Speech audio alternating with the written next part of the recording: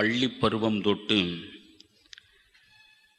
யாருடைய எழுத்துக்களை படித்து படித்து என்னை செம்மையாக செதுக்கிக் கொள்ள முயன்றேனோ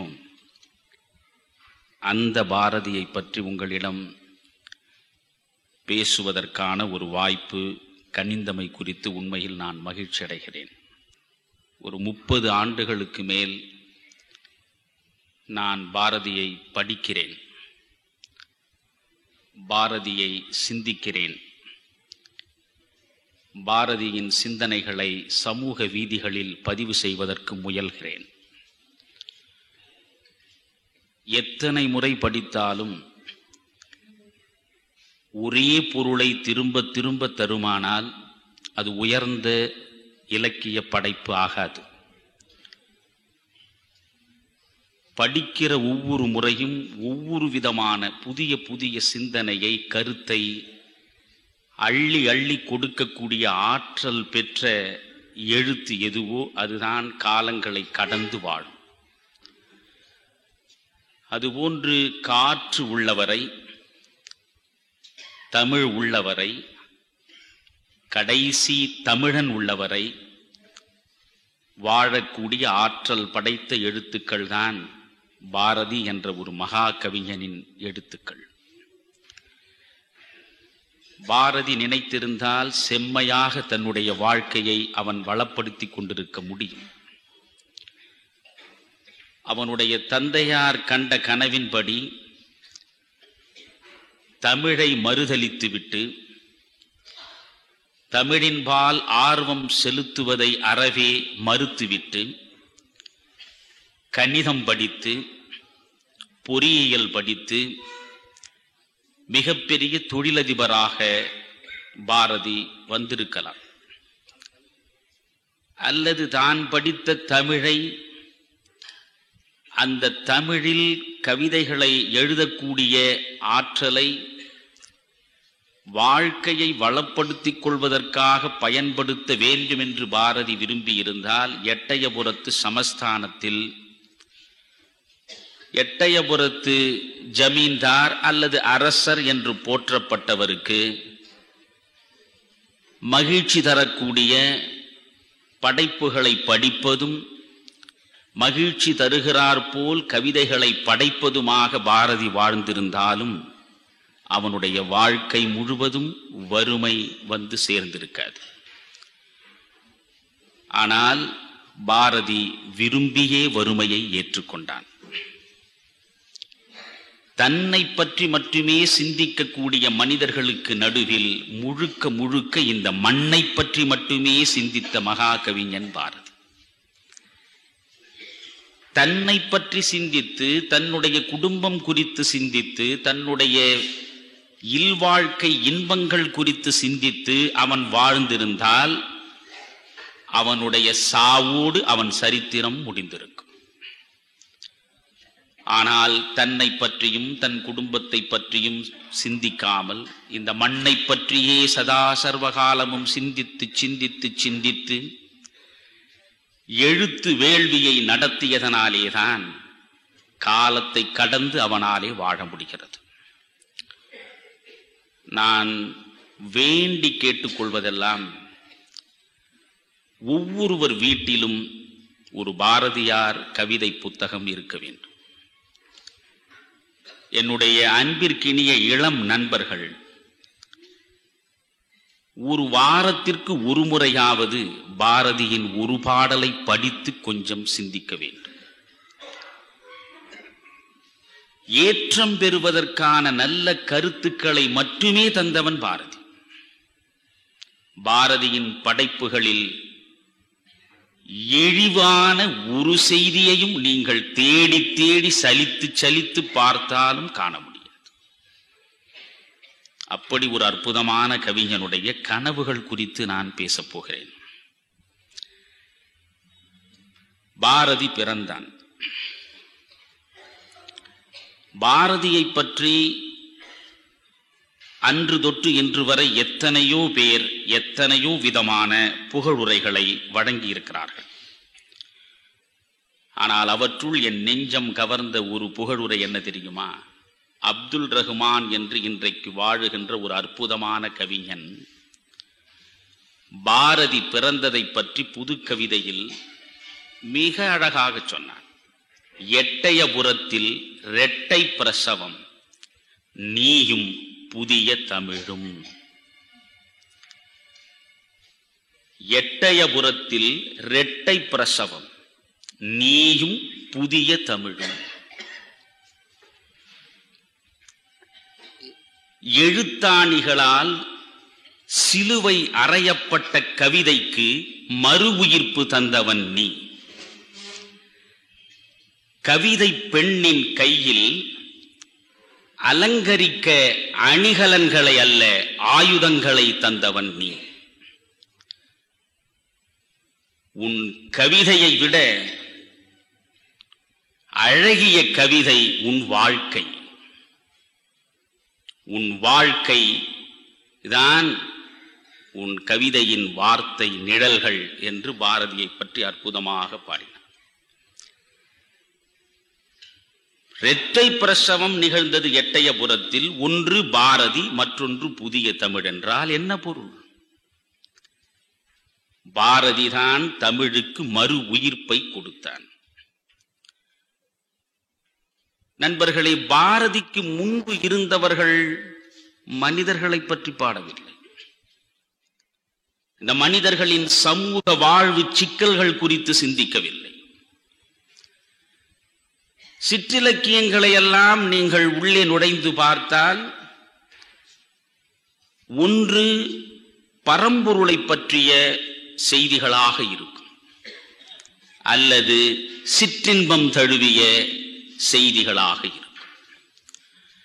பேரின்பம் தழுவிய சிந்தனை ஒரு பக்கமும் சிற்றின்பம் தழுவிய சிந்தனை மறுபக்கமுமாக சிற்றிலக்கியங்களை முற்றுகையிட்டு தமிழை கொஞ்சம் கொஞ்சமாக சிதைத்துக் கொண்டிருந்த சூழலில்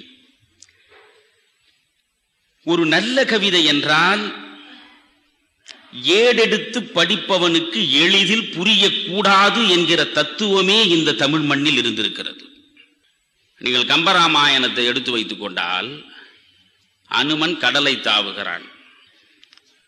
அதற்கு அந்த படலத்தினுடைய பெயரை நீங்கள் பழைய பதிப்புகளில் பார்த்தால் கடராவு படலம் என்று இருக்கும். அவன் கடராவு படலம் என்பது மூடிவிடுவான். அது ஒன்றுமில்லை, கடல் தாவு படலம். கடல் தாவு படலம் என்று சந்தி பிரித்து எளிமையாக புரிகிறார் போல் சொல்லிவிட்டால் கம்பனை கீழே இறக்கிவிட்டதாக கருதிய காலம் ஒன்று உண்டு. தமிழுக்கு துரோகம் இழைத்து விட்டதாக நினைத்த காலம் உண்டு. கடல் பிளஸ் தாவு கடராவு என்றுதான் எழுத வேண்டும் என்று இருந்தது. இந்த தமிழை பண்டிதர்களின் பரன்களில் மட்டுமே தூங்கி கிடந்த கடுமையான தமிழை எளிமையாக்கியவர்கள் பாரதிக்கு முன்னாலே 2 பேர். ஒருவர் தாயுமானவர், மற்றொருவர் ராமலிங்க வள்ளலார். தாயுமானவருடைய பாடலை படிக்கிற பொழுது அதற்கு பதவுரை பொழிப்புரை தேவையே இல்லை.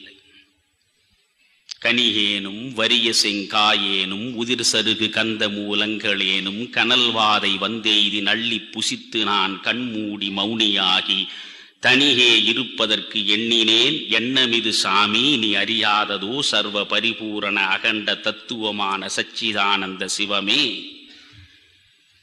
படிக்கிற போதே புரியும். ஆசைக்கூர் அளவில்லை அகிலமெல்லாம் கட்டி ஆளினும் கடல் மீதிலே ஆணை செலவே நினைவர். படிக்கிற போதே புரியும். அதே போன்றுதான் வள்ளலார். மேடையிலே வீசுகின்ற மெல்லிய பூங்காற்றே, மென்காற்றில் விளை சுகமே, சுகத்தில் உறும் பயனே, ஆடையிலே எனை மணந்த மணவாளா என்று படிக்கிற பொழுதே தெளிவாக புரியும். தாயுமானவரும் ராமலிங்க சுவாமிகளும் தமிழை எளிமைப்படுத்தினார். ஆனால் பரம்பொருளை பற்றிய சிந்தனைகளோடு அவர்கள் நின்றுவிட்டார்கள். வள்ளலார் இன்னும் ஒருபடி கீழே வந்தார்.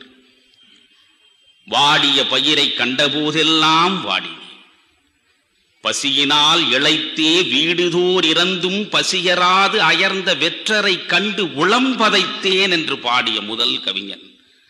கவிஞன் என்று வள்ளலாரை சொல்ல மாட்டேன். முதல் தமிழகம் சந்தித்த அற்புதமான மக்கள் சார்ந்த முதல் ஆன்மீக சிந்தனையாளர். ஆன்மீக சிந்தனையாளன் என்று சொல்வதை விட ஆன்மீக புரட்சியாளன். மனிதர்கள் வாடுகிற பொழுது அதை பார்த்து வாடுகிற உள்ளமே மனிதர்களுக்கிடையே இல்லாத போது, வாடிய பயிரை கண்ட போதெல்லாம் வாடினேன், பசியினால் இளைத்தே வீடுதோர் இறந்தும் பசியராது அயர்ந்த வெற்றரை கண்டு உளம்பதை. பசி,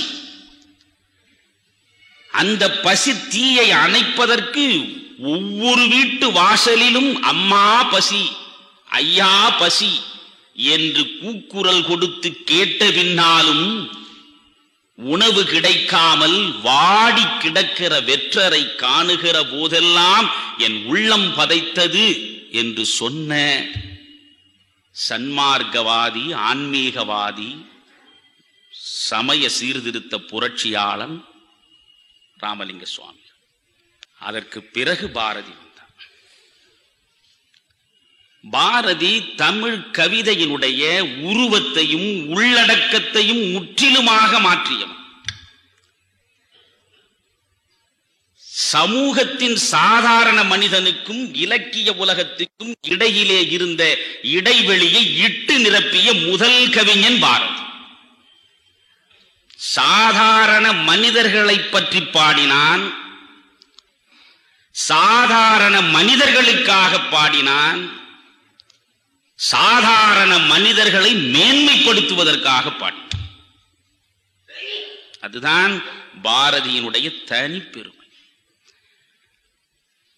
இவனுக்கு முன்னால் கையாளப்பட்ட அதே உவமைகள், அதே உருவகங்கள், அதே அணிநயங்கள்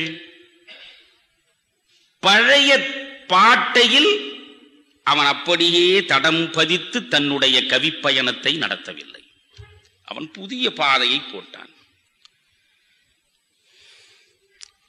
இலக்கியம் புதிய புதிய சிந்தனைகளை சமுதாயத்திற்கு தந்து கொண்டே இருக்க வேண்டும். நீங்கள் மேலை இலக்கியங்களில் அது போன்ற மாற்றங்கள் வந்தன. அரபு இலக்கியங்களில் கூட, பாரசீக இலக்கியங்களில் கூட அப்படிப்பட்ட மாறுதல்கள் வந்தன. நான் ஒன்று சொல்கிறேன். விட்டில் பூச்சி உங்களுக்கு தெரியும். விளக்கு இருக்கிறது. இந்த விட்டில் பூச்சி இந்த விளக்கின் ஒளியை நோக்கி ஓடும். இந்த விளக்கின் அருகே சென்றதும் அது சாவை சந்தித்து விடும். இதுவரையில் இந்த விட்டிலையும் விளக்கையும் பார்த்தவர்கள் அத்துணை பேரும், அது பாரசீக கவிஞனாக இருந்தாலும் சரி, இந்திய கவிஞனாக இருந்தாலும் சரி, ஆங்கில கவிஞனாக இருந்தாலும் சரி, எந்த கவிஞனாக இருந்தாலும், இந்த விட்டில் என்பது காதலன், விளக்கு என்பது காதலி. இந்த விளக்கு என்கிற காதலியை நோக்கி விட்டில் என்கிற காதலன் போய் தழுவ முயலுகிற போது தன் உயிரை அது மாய்த்துக் கொள்கிறது என்றுதான் தொடர்ந்து சிந்தித்து எழுதி கொண்டே இருந்தார். கேடு தட்டி போன சிந்தனை. ஒரு கவிஞன், ஒரு பாரசீக கவிஞன் இதையே, இந்த உருவகத்தை அவன் மாற்றி போடுகிறான். உண்மையில் ரொம்ப எளிமையான செய்திதான், ஆனால் வியப்பாக இருக்கிறது. அவனுடைய கவிதையை நான் சொல்கிறேன், கேளுங்க. இரவு நேரம், விளக்கு எரிகிறது, விட்டில் வருகிறது. விட்டிலை பார்த்து விளக்கு கேட்கிறது, நீ யாரை காதலிக்கிறாய்? நீ யாரை தேடி வருகிறாய்? ஏன் தெரியுமா? இந்த விளக்குக்கு ஒரு ஆணவம். என்னைத்தான் நீ காதலிக்கிறாய், என்னைத்தான் நீ தேடி வருகிறாய், ஆனாலும் அதை உன் வாயால் நீ சொல்லி என் செவியால் கேட்டு நான் சிந்தை மகிழ வேண்டும். அதனால் அது கேட்கிறது, நீ யாரை காதலிக்கிறாய், நீ யாரை தேடி வருகிறாய்? உடனே விட்டில் சிரித்துக் கொண்டே சொன்னது, நான் உன்னை காதலிக்கவில்லை, நான் உன்னை தேடி வரவில்லை என்றது. விளக்குக்கு அதிர்ச்சி. என்னை காதலிக்கவில்லையா?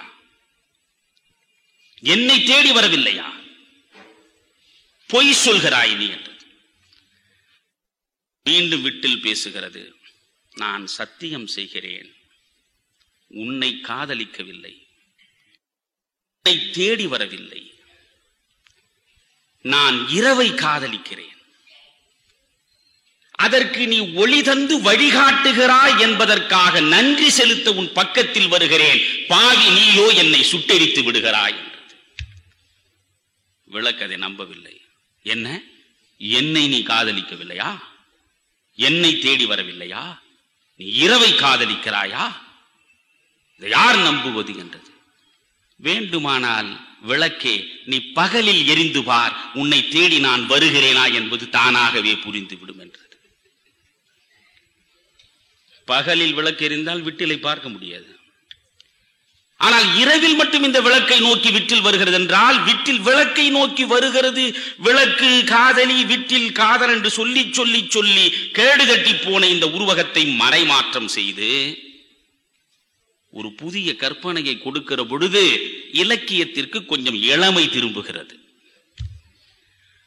அதுபோன்று தமிழ் இலக்கியத்திற்கு இளமையை கொடுத்தவன் பாரதி. அதனால்தான் பாரதிதாசன் சொன்னான், பிராமண சமுதாயத்திற்கு எதிராக துவந்த யுத்தம் நடத்துவதற்காகவே எழுதுகோலை ஏந்தி திரிந்த பாரதிதாசன் வாழ்நாள் முழுவதும் பாரதியாரை பாரதியார் என்றவன் பெயர் சொல்லி விழித்ததே இல்லை. அவன் ஒரு பிராமண எதிர்ப்பாளன், அவன் ஒரு கடவுள் மறுப்பாளன். கடவுள் மறுப்பாளனாகிய பாரதிதாசன் கனக சுப்புரத்தினம் கடவுளை உபாசிக்கிற சக்தி உபாசகன் பாரதி. கண்ணன் மீது காதல் கொண்டு கண்ணன் பாட்டு பாடியவன், சக்தியின் மீது காதல் கொண்டு முத்துமாரியை கூட பாடியவன், சிவனை பாடியவன், குமரனை பாடியவன், விநாயகரை பாடியவன், இயேசுவை பாடியவன், அல்லாவை பாடியவன், ஏன் யெகோவாவை கூட பாடியவன். இப்படி கடவுளை நம்புகிற பாரதியை,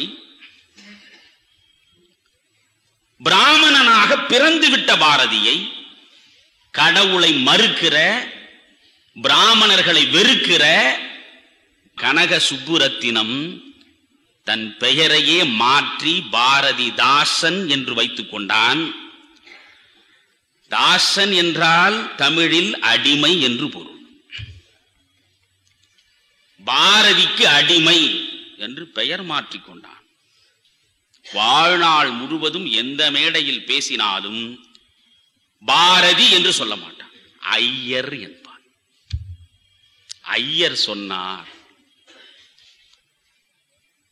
ஐயர் ஐயர் என்று அன்போடு பாரதியை, ஐயரை வெறுத்தவனை சொல்ல வைத்தது தமிழ், பாரதியின் தமிழ், பாரதிதாசன். அந்த பாரதிதாசன் தான் பாரதியாரை பற்றி எழுதுகிறான். தமிழகம் தகும் உயர்வளிக்கும் தலைவனை எண்ணி தவம் கிடக்கையில் இலகு பாரதி புலவன் தூண். பாரதி சும்மா பிறக்கவில்லை. தமிழகம் தகும் உயர்வளிக்கும் தலைவனை எண்ணி தவம் கிடந்ததான். அந்த தவத்தின் விளைவாக வந்து பிறந்தவன் பாரதி. அவன் ஒரு பைந்தமிழ் தேர்ப்பாகன், சிந்துக்கு தந்தை, குவிக்கும் கவிதை குயில், இந்நாட்டினை கவிழ்க்கும் பகையை கவிழ்க்கும் கவி முரசு, நீடுதுயில் நீக்க பாடி வந்த நிலா, காடு கமழும் கற்பூரச் சொற்கோ, கற்பனை ஊற்றாம் கதையின் புதையல், அறம் பாட வந்த அறிஞன், புதிய திறம் பாட வந்த மறவன், மண்டும் மதங்களுக்கு அண்டா நெருப்பவன், அயலார் எதிர்ப்புக்கு அணையா விளக்கவன். என்னென்று சொல்வேன், என்னென்று சொல்வேன், தமிழால் பாரதி தகுதி பெற்றதும் தமிழ் பாரதியால் தகுதி பெற்றதும் எவ்வாறு என்பதை எடுத்துரைக்கின்றேன் என்று பரவசத்தோடு பக்தி நிலையில் நின்று பாடியவன் பாரதிதாசன். பாரதிதாசன் இப்படியெல்லாம் பாடினான் என்றால் பாரதி எதை சாதித்தான் என்றுதான் பார்க்க. வைரமுத்து இன்றைக்கு இருக்கிற வைரமுத்து எழுதுகிறான், கவிதை நிலாமுற்ற விளையாட்டின் நேர்முக வருணனையாய் நிலவிய போது அதை பாமர மக்களின் பசி விண்ணப்பத்திற்கு பயன்படுத்திய முதல் கவிஞன் நீ. அவனுக்கு முன்னாலே கவிதை நிலாமுற்ற விளையாட்டின் நேர்முக வருணனையாய் நிலவியது. இகத்தை மறுதலித்து, இல்வாழ்வை மறுதலித்து, பெண்ணை மறுதலித்து, குடும்பத்தை மறுதலித்து, இந்த மண்ணை முற்றிலுமாக மறுதலித்து, ஊரும் ஜதமல்ல, உற்றார் ஜதமல்ல, உற்று பெற்ற பேரும் ஜதமல்ல, பெண்டீர் சதமல்ல, பிள்ளைகளும் சதமல்ல, சீரும் சதமல்ல, செல்வம் சதமல்ல, இத்தேசத்தில் யாரும் சதமல்ல, நின் தாழ் சதம் கட்சி ஏகம்பனே என்று பட்டினத்தார் பாணியில் பாடிக்கொண்டிருக்கிற பொழுது இந்த உலகம் இனிமையானது, உன் மனைவி இனிமையானவள், உன் குழந்தை இனிமையானது, உன் வாழ்வு இனிமையானது என்று சொன்ன முதல் கவிஞன் பாரதி. தெள்ளுற்ற தமிழமுதின் சுவை கண்டார் இங்கு அமரர் சிறப்பு கண்டார். என்னடா தேவலோகம்? அந்த தேவலோகத்து இன்பத்தை இங்கே பெற முடியும். தமிழை படி, தமிழை சுவை. தெள்ளுற்ற தமிழ் அமுதின் சுவை கண்டார் இங்கு அமர வாழ்வை காண முடியும் என்று சொன்னவன் பாரதி. கவலை துறந்து இங்கு வாழ்வதே வீடென காட்டும் மறைகள் எல்லாம் பாரதி பாடுகிறான். மேலே போவதற்கு பெயர் வீடல்ல, கவலை துறந்து இங்கு வாழ்வது தானடா வீடு. இங்கு அந்த பேரின்பத்தை பெறுவதற்கு முயல வேண்டும். பாரதி பாடுகிறான். மண் பயனுற வேண்டும். அவன் கனவுகளை பாருங்கள். நான் பயனுற வேண்டும், என் மனைவி பயனுற வேண்டும், என் பிள்ளைகள் பயனுற வேண்டும். ஒருபோதும் சொல்லி அறியாதவன்.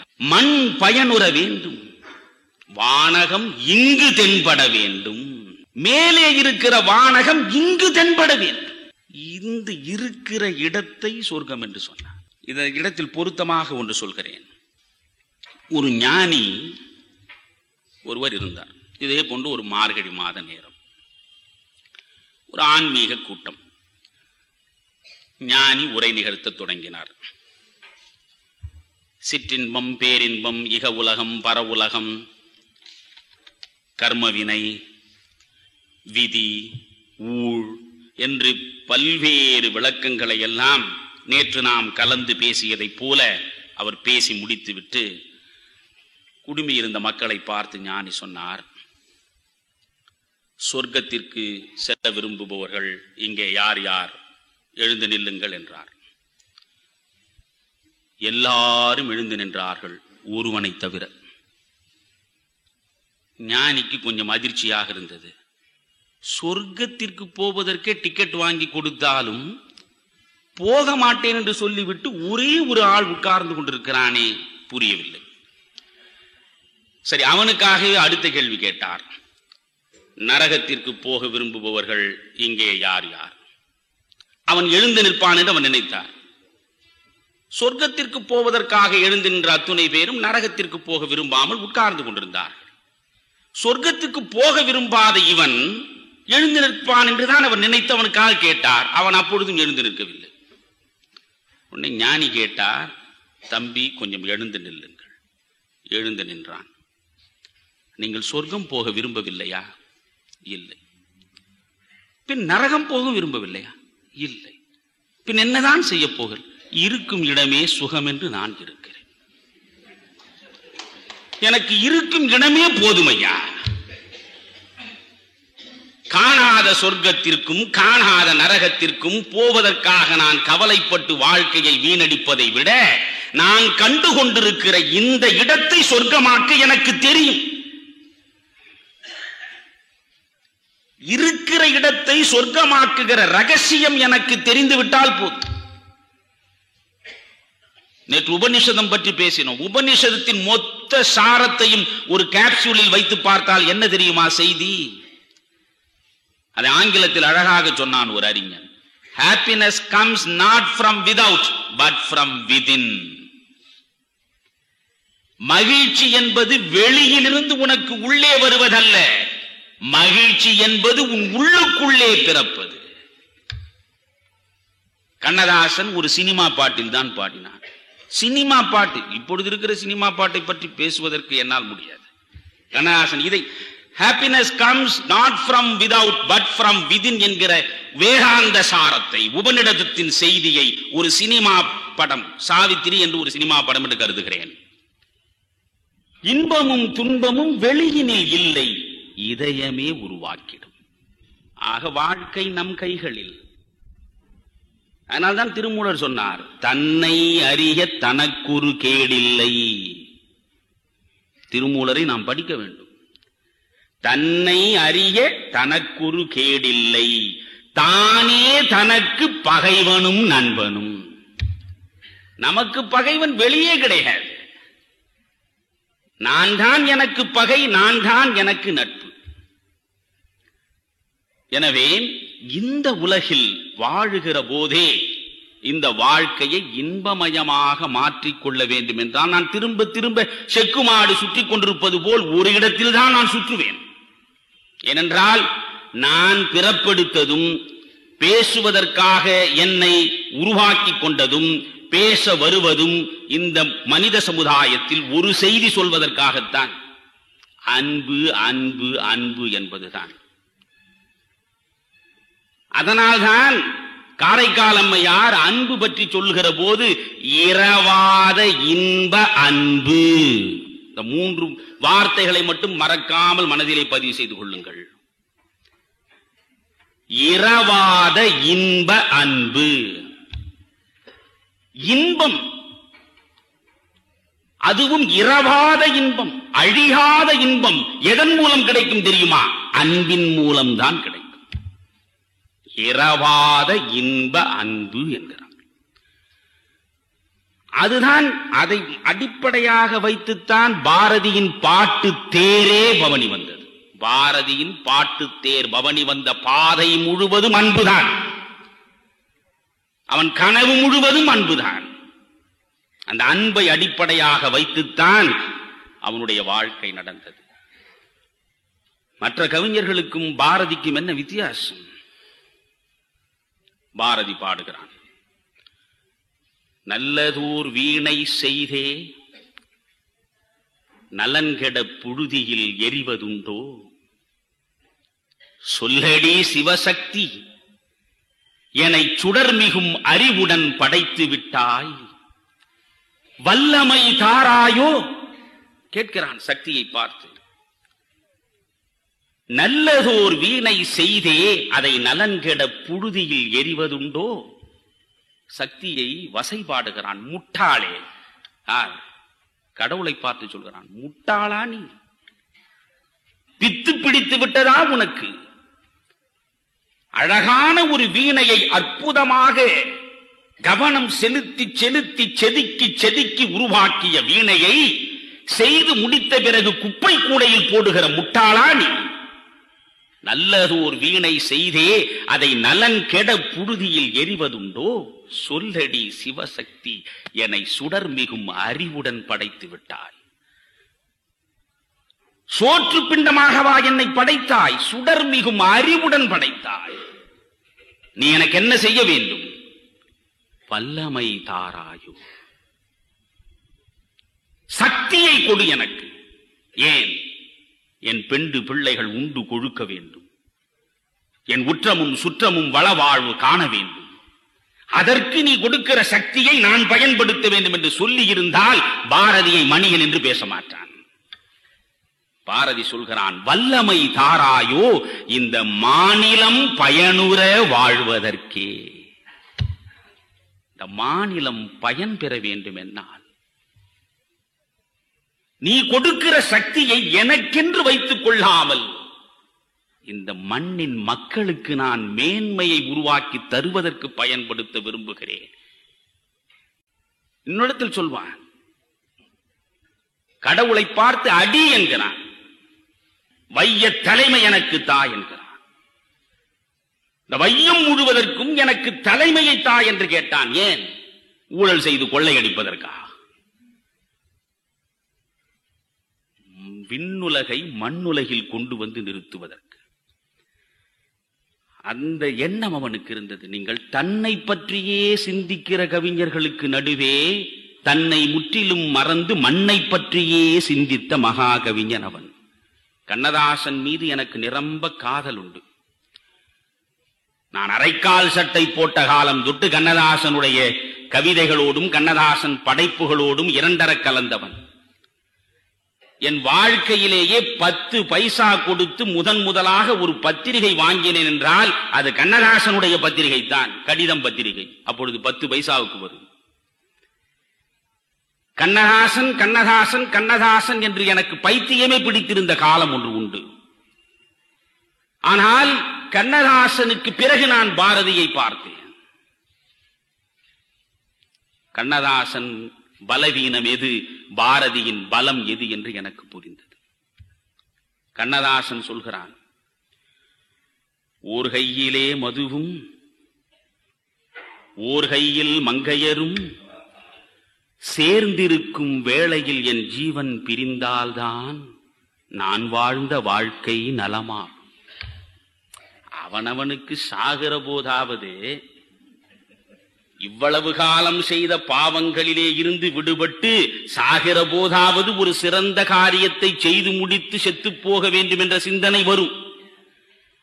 ஆனால் கண்ணதாசன் சாவு வரும்போது கூட எவ்வளவு சுகமாக போய் சேர வேண்டும் என்று கருதுகிறான். பார்க்க வேண்டும்.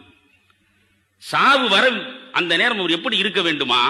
ஓர் கையிலே மதுவும் ஓர் கையில் மங்கையரும் சேர்ந்திருக்கும் வேளையில் என் ஜீவன் பிரிந்தால்தான் நான் வாழ்ந்த வாழ்க்கை நலமாகும். கடப்பாவி, ஒரு சமூகத்தை மடைமாற்றம் செய்வதற்காக எழுதுகோல் எடுக்கிற கவிஞன் உன்னுடைய சொந்த பலவீனத்தை இப்படி பகிரங்கமாக எழுத்தில் பதிவு செய்து பறைசாற்றலாமா என்று நீங்கள் கேட்டால், இப்படி கேட்பீர்கள் என்று தெரிந்து அதற்கு அவன் ஒரு பதில் சொல்கிறான். ஓர் கையிலே மதுவும் ஓர் கையில் மங்கையரும் சேர்ந்திருக்கும் வேளையில் என் ஜீவன் பிரிந்தால்தான் நான் வாழ்ந்த வாழ்க்கை நலமாகும். இல்லையெனில் ஏன் வாழ்ந்தாய் என்றே இறைவன் என்னை கேட்பான். உன்னை அனுப்பி வைத்ததே இந்த இரண்டிற்காகத்தானடா மடையா, இதை விட்டு ஏன் இங்கே வந்தாய் என்று அவன் கேட்பான். அதனால் நான் சாகிற போது கூட அப்படி சாக வேண்டும் என்று. மரண பயம் வராமல் இருக்க வேண்டும் என்றால் கண்ணதாசனுக்கு என்ன வேண்டும்? அவனே சொல்கிறான், வசமான பெண்மையும் வளமான கிண்ணமும் வாழ்க்கையில் உள்ள மட்டும் வாராது வஞ்சகம் வாராதின் என்னிடம் வாராது மரண பயமே. மரண பயம் எனக்கு வராமல் இருக்க வேண்டுமா? 2 தேவை. ஒன்று, வசமான பெண்மை. வார்த்தையை பார்க்க வேண்டும். பெண்மை என்று சொல்ல, வசமான பெண்மை, பார்க்கிற போதே வசப்படுத்திக் கொள்கிற பெண்மை.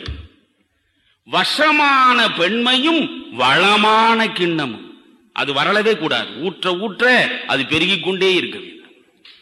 வசமான பெண்மையும் வளமான கிண்ணமும் வாழ்க்கையில் உள்ள மட்டும் வாராது வஞ்சகம் வாராது என்னிடம் வாராது மரண பயமே.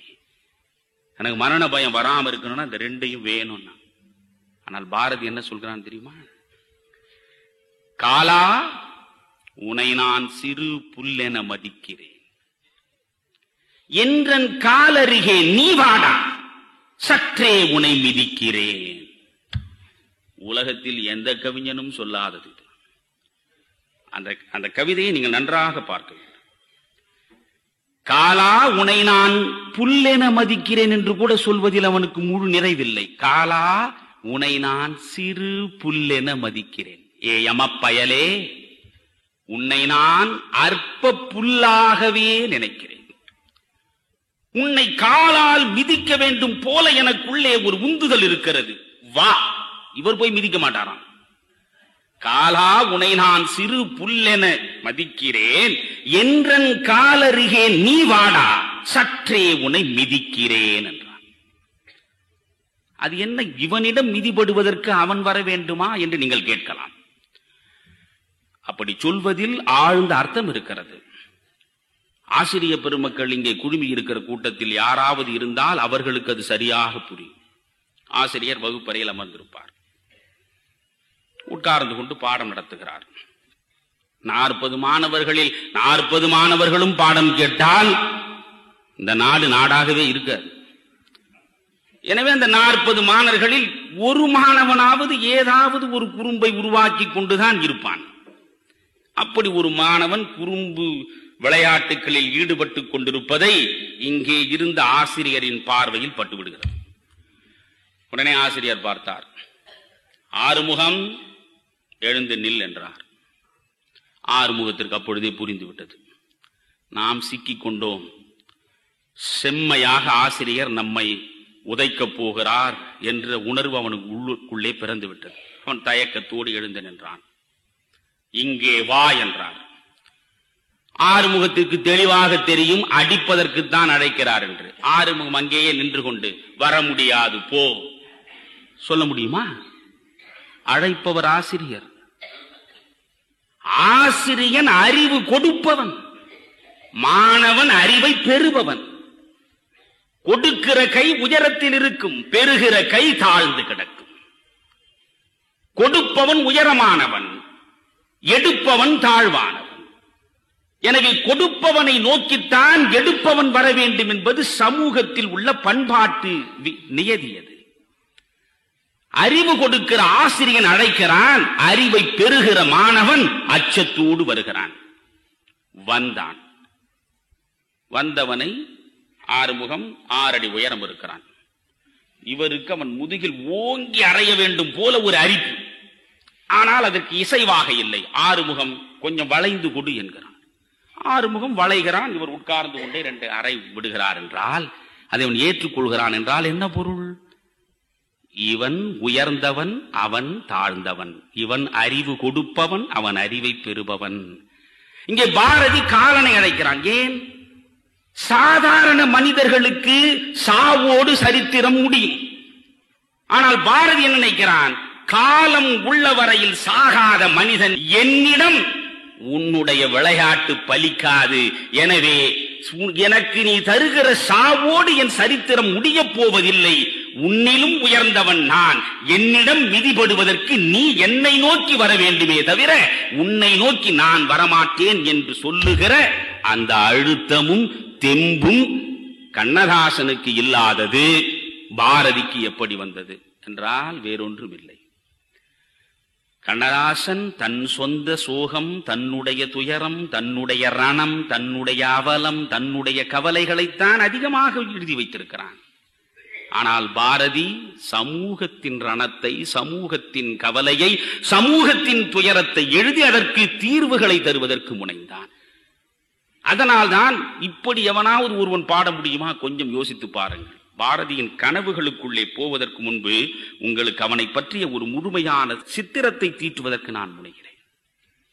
அவன் ஒரு இடத்தில் பாடுகிறான், வியப்பை தருகிற பாடல் அது. சிலுவையிலே அறையுண்டு இயேசு செத்தான், தீயதொரு கணையாலே கண்ணன் மாண்டான், பலர் புகழும் ராமனுமே ஆற்றில் வீழ்ந்தான், பார் மீது நான் சாகாதிருப்பேன் கண்டீர்.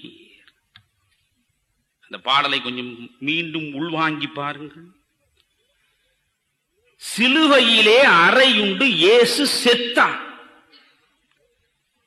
மண்ணில் உள்ள மனிதர்களின் பாவங்களை சுமந்து அவர்களை விடுவிப்பதற்காகவே விண்ணிலிருந்து பிறந்து வந்த தேவகுமாரன் இயேசு, அவனுக்கு கூட சாவு வந்திருக்கிறது. சிலுவையிலே அறையுண்டு இயேசு செத்தான், தீயதொரு கணையாலே கண்ணன் மாண்டான். மகாபாரத போரில் பாண்டவர் பக்கம் வெற்றியை ஈட்டி தருவதற்கு 1000 திருவிளையாடல் நடத்தி காட்டிய பரம்பொருள் அவன். அந்த பரம்பொருளாகிய பரமாத்மா கண்ணபிரானே, அவனே படுத்து கிடக்கிற பொழுது அவனுடைய காலை ஒரு மான் என்று கருதி ஒரு வேடன் விட்டு அம்பு பட்டு செத்து போனான். கண்ணன் செத்து போனான். தீயதொரு கணையாலே கண்ணன் மாண்டான். பலர் புகழும் ராமனுமே ஆற்றில் வீழ்ந்தான். கம்பனுடைய ராமன் திருமால் அல்ல, சிவனுக்கும் திருமாலுக்கும் பிரம்மனுக்கும் மேலான மூல முழுமுதற் பரம்பொருளம். அந்த மூல முழுமுதற் பரம்பொருளாகிய ராமன் சொந்த துக்கம் தாழாமல் சாதாரண மனிதனைப் போல் சரையூ நதியிலே விழுந்து செத்து போனான். பாரதி பட்டியல் போடுகிறான். சிலுவையிலே அறையுண்டு இயேசு செத்தான், தீயதொரு கணையாலே கண்ணன் மாண்டான், பலர் புகழும் ராமனுமே ஆற்றில் வீழ்ந்தான், பார் மீது நான் சாகாதிருப்பேன் கண்டீர். எந்த பரம்பொருளுக்கு பிறப்பு இல்லை இறப்பு இல்லை என்று பேசுகிறீர்களோ அந்த பரம்பொருளுக்கு கூட இறப்பு வரலாம், ஆனால் படைப்பாளியாகிய எனக்கு இறப்பே கிடையாது என்று அவன் பேசினான். ஏன் தெரியுமா? நான் இதான் முதலில் சொன்னேன். கடைசி தமிழன் உள்ளவரை பாரதி நினைக்கப்படுவான், பாரதி பேசப்படுவான். எனவே பாரதி சாவினுடைய சன்னதிக்குள்ளே போய் விழுந்து விடுகிற சாதாரண மனிதனாக இல்லாததனால் இவ்வளவு தெம்போடு அவனாலே பாட முடிந்தது. சரி, அவனுடைய கனவுகள் தான் என்ன? அதில் எந்த கனவுதான் நிறைவேறியது? எந்த கனவுகள் நிறைவேறவில்லை? பாரதியினுடைய கவிதைகளை எல்லாம் எடுத்து வைத்து படித்துவிட்டு பாரதியினுடைய எழுத்தோவியங்களை எல்லாம், சுதேசமித்திரனில் அவன் எழுதிய எழுத்துக்களை எல்லாம் எடுத்து படித்து, இந்தியாவிலே எழுதிய எழுத்துக்களை படித்து, விஜயாவிலே எழுதியதை படித்து, சக்கரவர்த்தினியில் எழுதியதை படித்து, பாலபாரதத்தில் எழுதியதை படித்து, பாலபாரத் இப்படி அவன் நடத்திய பல்வேறு பத்திரிகைகள், பாலபாரத்திலிருந்து, கர்மயோகியிலிருந்து, விஜயாவிலே இருந்து, சக்கரவர்த்தினியில் இருந்து, இந்தியாவிலே இருந்து சுதேசமித்திரன் வரை அத்தனை பத்திரிகைகள் எழுதிய எழுத்துக்கள் இன்றைக்கு இருக்கின்றன. பாரதி என்றால் வெறும் பாரதியின் கவிதைகளை மட்டும் படித்துவிட்டு நான் பாரதியை புரிந்து கொண்டேன் என்று சொல்ல முடியாது. இவ்வளவும் படிக்கிற பொழுது பாரதியின் மொத்த கனவுகளும் 5 கனவுகளிலே வந்து அடங்கி விடுகின்றன. முதல் கனவு இந்த இந்திய மண்ணின் விடுதலை, நாட்டு விடுதலை. இரண்டாவது கனவு சாதி பேதங்களிலே இருந்து மனிதனுக்கு விடுதலை. மூன்றாவது கனவு மதங்களின் வேற்றுமைகளில் இருந்து மனிதனுக்கு விடுதலை. நான் சொல்லுகிற வார்த்தைகளை பார்த்து பயன்படுத்துகிறேன். சாதிகளில் இருந்து விடுதலை என்று கூட அல்ல, சாதி வேற்றுமைகளில் இருந்து விடுதலை. நீ எந்த சாதியாகவாவது இரு, நான் இந்த சாதியில் இந்த மதத்தில் பிறக்க வேண்டும் என்று சொல்லிவிட்டா பிறந்தேன்? இல்லை. நான் கேட்டு பெற்றதல்ல சாதி, நான் கேட்டு பெற்றதல்ல மதம். ஆனால் ஒன்று புரிந்து கொள்ளுங்கள், நீங்கள் மதத்தை விட சாதி வலிமையானது. நான் நினைத்தால் மதம் மாறிவிட முடியும், ஆனால் அப்பொழுது கூட சாதி என்னை விடுமா என்பது சந்தேகம். எனவே நாட்டு விடுதலை முதல் கனவு, சாதி வேற்றுமையிலிருந்து விடுதலை இரண்டாவது கனவு, மதங்களின் வேற்றுமையிலே இருந்து விடுதலை மூன்றாவது கனவு. இவற்றிலெல்லாம் அவனுடைய பெரிய கனவு இந்த ஆணாதிக்கத்திலே இருந்து பெண்களுக்கு விடுதலை, நாலாவது கனவு. ஐந்தாவது கனவு சமத்துவ சகோதரத்துவ சமுதாயம்.